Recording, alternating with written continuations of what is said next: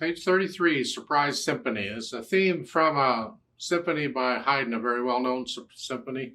And it's dubbed the Surprise Symphony because if you listen to it, there's a surprise in there in the first movement. In this lesson, they're talking about skips. We've mentioned skips briefly. I mentioned skips briefly. The book did too. Remember, a step is when you go up or down one note. That's a step. A step. Step. Anything bigger than a step is a skip.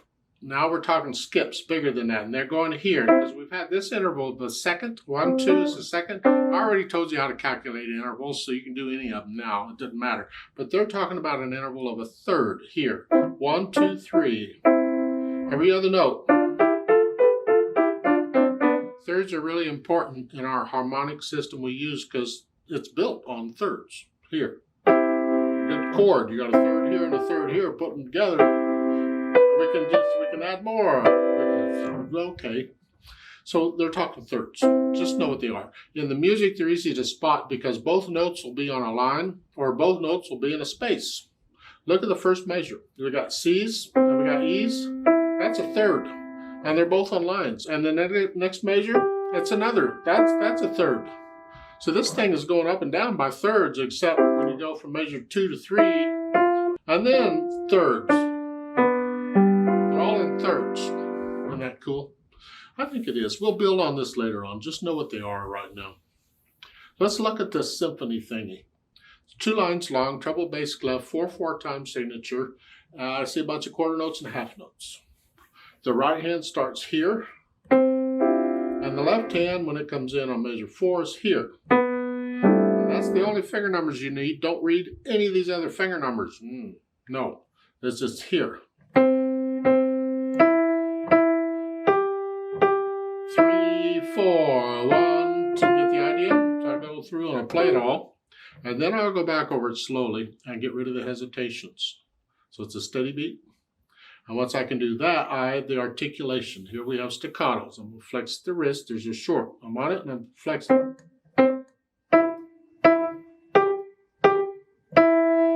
You can lift up after measure 2 to go on. In other words, don't connect them. No, don't connect them. Lift up. It's a new phrase.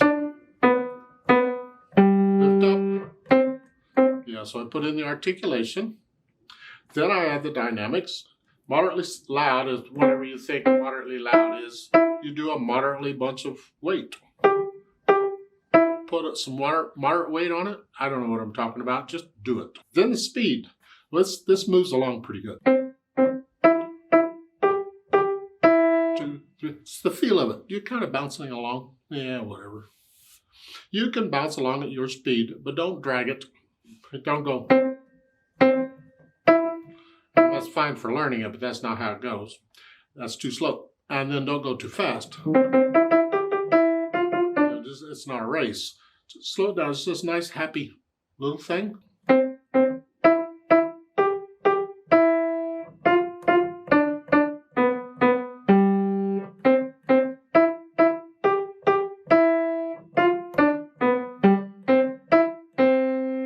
Now, there's something I want to talk about that's been bothering me for a while. I should have talked about it sooner, but they keep adding so much stuff. I didn't want to burden you too much, but we need to get into it.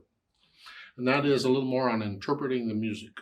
Turning this notes, this written stuff, into feelings.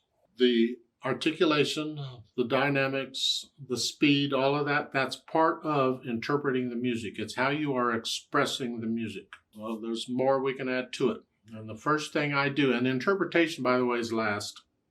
Once I got all the mechanics out of the way and I can feel the music, then I think about interpreting it. The first thing I think about in interpreting music is what we call natural accents. An accent is when you play a note a little louder than normal.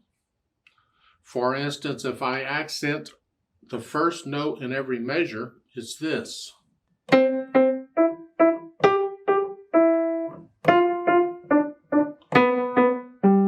I'm exaggerating the accent so you can hear it. A natural accent isn't one you force.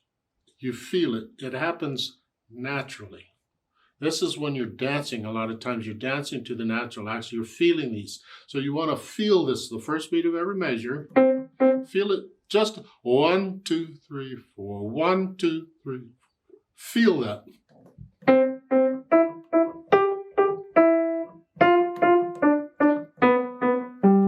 If you can feel it, the people will hear it. If you don't feel it, they won't hear it. It's very subtle, but extremely important. So from now on, we got to start talking about natural accents in everything we play. First beat of a measure is the strongest. There are others. We'll get to those later. Right now, first beat of a measure. So once you've got the mechanics out of the way and you can play this okay, feel that. 1, 2, 3, 4. 1, 2, 3, 4. Now, back to reality. Let's play this together slowly and check that you have the right notes and rhythms. I don't do dynamics. They don't give you much here.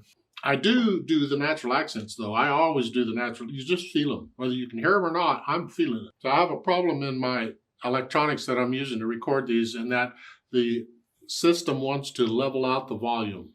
It wants to, so it softens the louds and it increases the softs. It wants to level it all out. So I have to exaggerate the dynamics to get them to come out at all. It sounds terrible here.